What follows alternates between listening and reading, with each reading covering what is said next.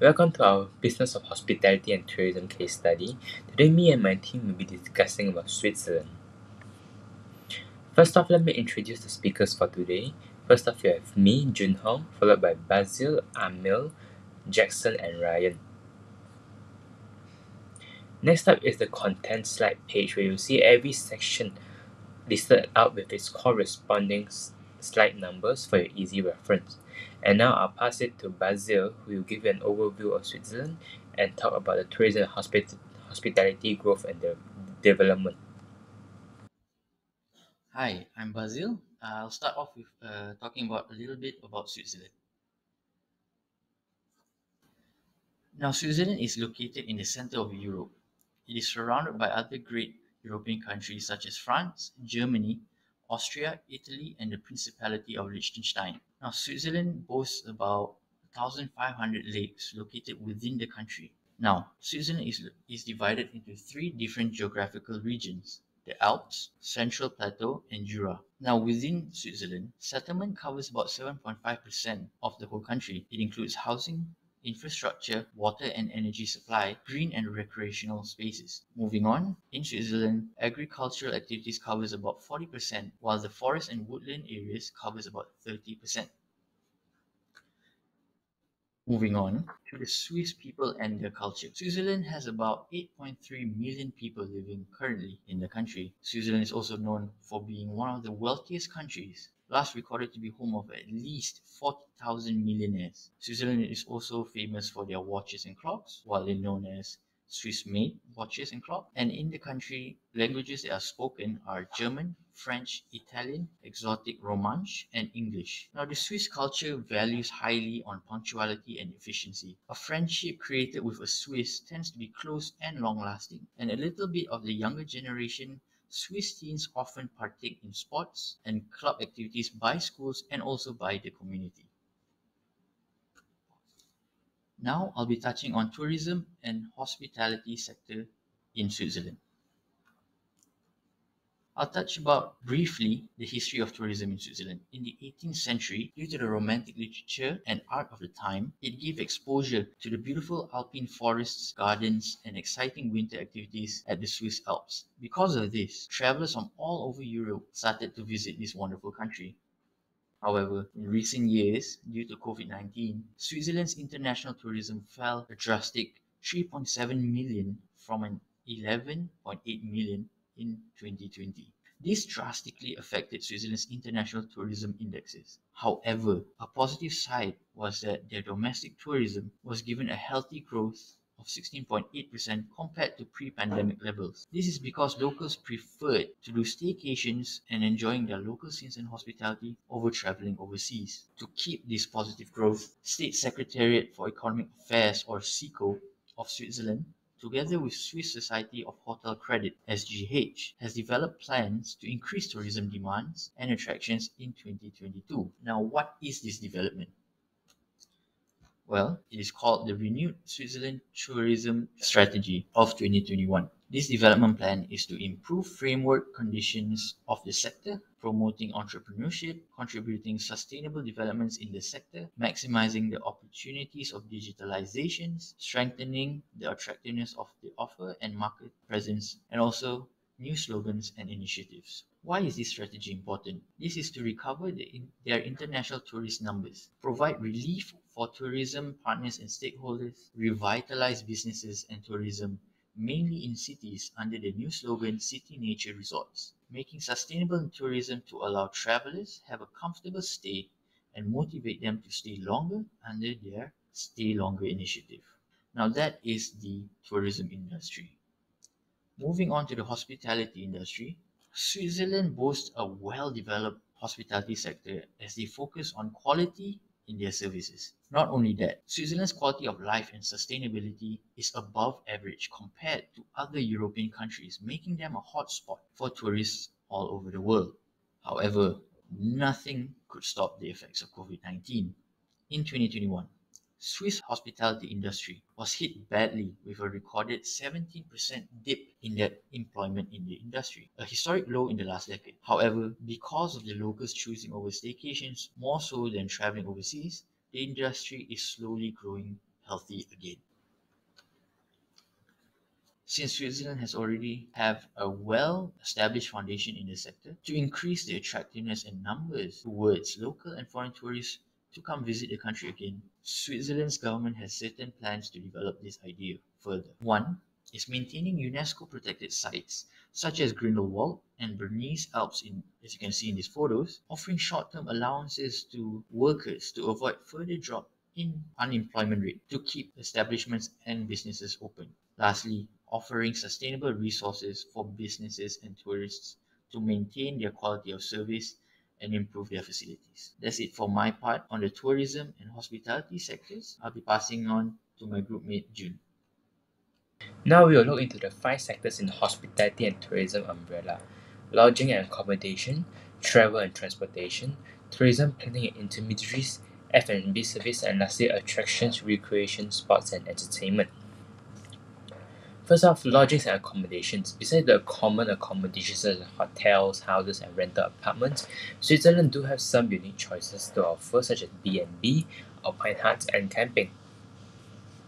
Now we will go in a little bit more detail into the 3 unique accommodations I mentioned before. B&B, bed and breakfast. They are usually large family homes with limited number of rooms. The guests will usually stay overnight, have breakfast before leaving, and since the guests are limited, the host is able to provide a more personal level of service. The type of B&B may depend on temperature, as some may be huts, or in some cases igloos could be an option. This is mainly targeted towards tourists. Next will be alpine huts, generally wooden or stone cabins, which are located in untouched natural surroundings. In other words, it's an A&B with all the necessities provided to you. These are mainly targeted towards hikers and hiking groups who want to experience nature. Next will be camping, a very common accommodation. By staying outdoors in a tent, being surrounded by nature. In some areas in Switzerland, they would have bungalows and rooms available for the customers to rent. This isn't only targeted towards tourists, however, it is also for the locals who enjoy the great outdoors. Next up will be travel and transportation. The Swiss have the most comprehensive public transportation system. They have trains, buses, boats, lake streamers, funiculars, and cable cars. While flights are available in Switzerland, however, they aren't great interest for tourists, as the public transportations are cheap, easy to use, and convenient. Even though public transportation such as rental cars or vans are available, however, many still prefer public transportation. Here are the examples I mentioned. From trains, boats, and cable cars, these are the most common forms of public transportation that people in Switzerland, locals, and even tourists would use. Next up is tourism planning and intermediaries. Switzerland Tourism, or ST, is a federal corporation under public law. They are tasked to promote domestic and international demand for Switzerland as a holiday, travel, and conference destination. Their main goals are to develop and implement demand-enhancing marketing programs, as well as profiling the Swiss tourism brand as strong, traditional, yet modern in both nationally and internationally. They are currently present in 26 countries and employ over 240 employees. Tourists may research, plan, and purchase everything they need for a trip to Switzerland themselves. However, they could go through travel websites or agencies. Travel websites are just any websites you could search up on Google, which act as a directory, provide information and even reviews for the public. However, you will not be able to purchase any packages, but links to a travel agent or agency would be provided. Travel agent or agency is a company that or individual which is able to provide any information that you need regarding a certain destination, and they will sometimes offer a pre-planned package that includes flights, hotels, tickets to the attractions, visas, and insurance, and many more. Next up will be the food and beverage services. Swiss, Italian, Asian, and other exotic cuisines can be found in Switzerland. Their regional cuisines are wide and varied, with their local chefs always coming up with new ways to present traditional treats. The usual F&B outlets in Switzerland are usually restaurants and pubs, however, this may differ depending on the location. And giving a 10% tip is also customary in Switzerland. The most affordable time to eat is during lunchtime, where you can order the menu of the day that comes with a starter and a soup. A starter or soup and a main course. And a la carte main course may cost up to 2 to 20 francs, which is 100 to 260 ringgit. Next, I'll pass it to my teammate Amil to continue on.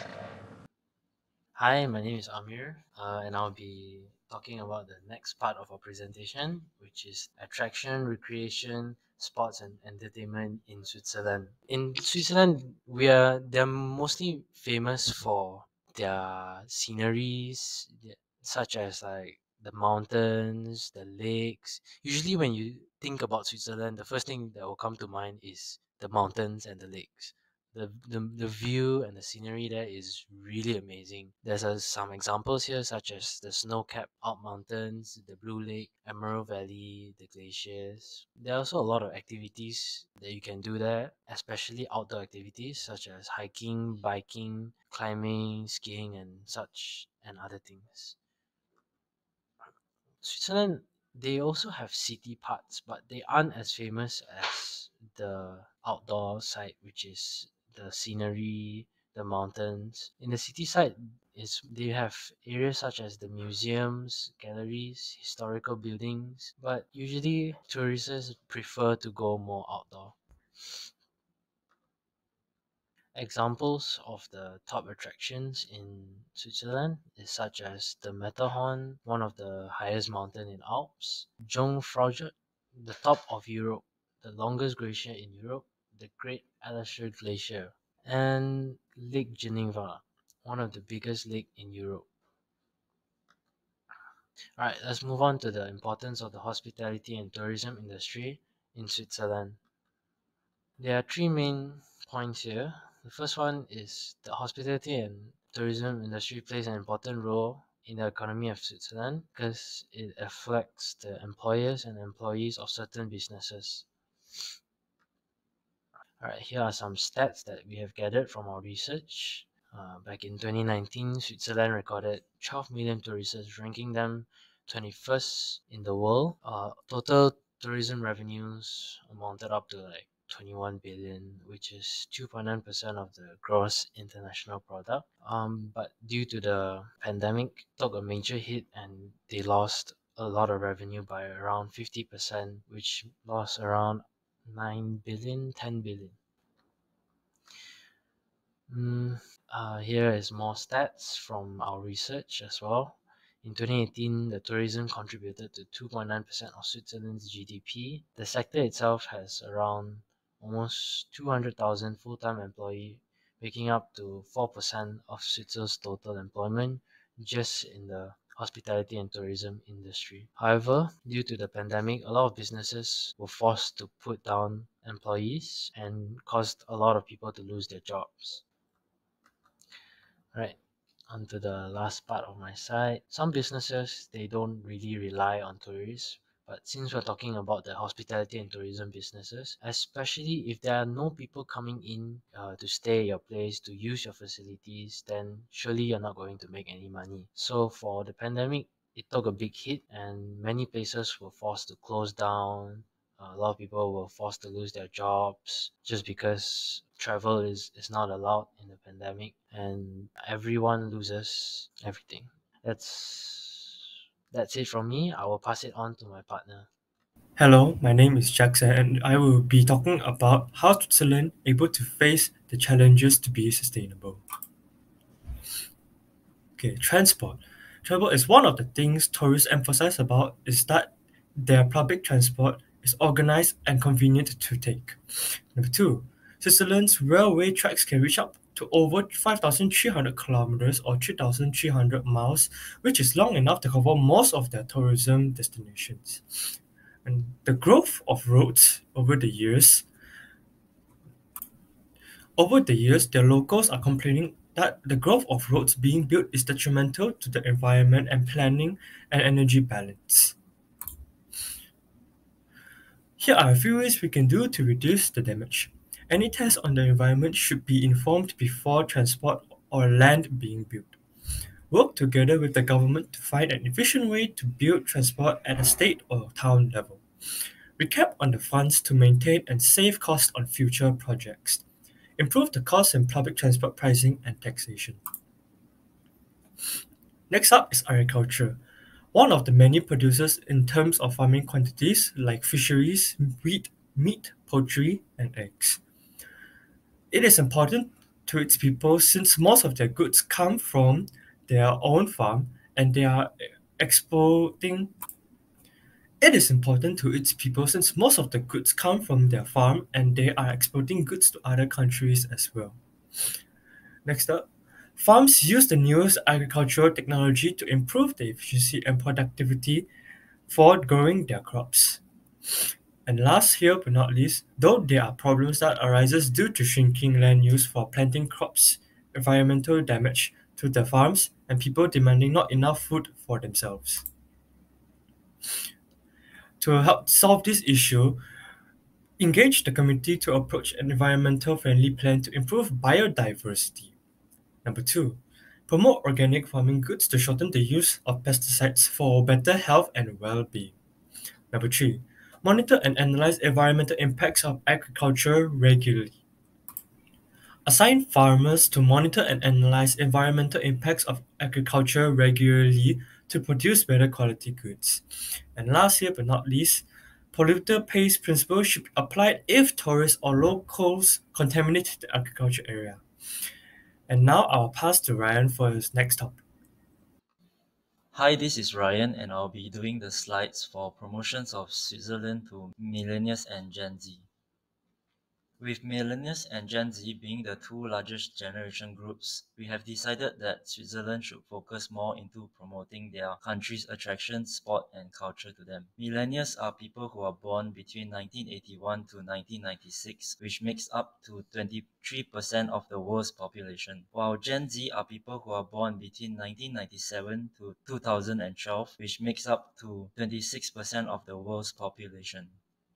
Moving on, among all the generations, millennials are one who tend to travel the most and also are known to be a bigger spender. Many younger millennials tend to travel just for fun. For example, they tend to travel with their loved ones, or some is mostly just to relieve any stress. Most of their decisions are mostly inspired from advertisement. Next.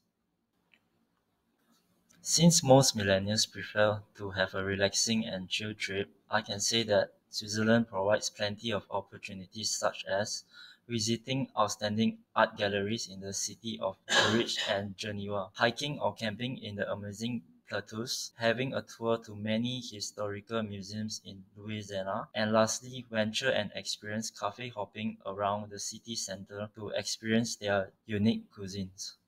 Gen Zs are known for being budget conscious and they still come in second for most travel time. Their inspiration to travel comes from social media platforms such as Instagram, Facebook, Pinterest, and many more.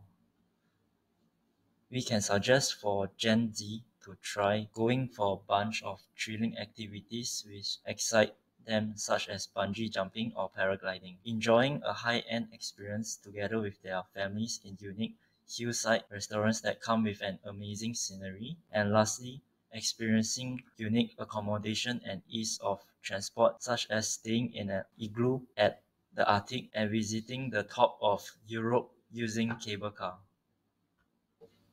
What can travel agents do to help increase tourism?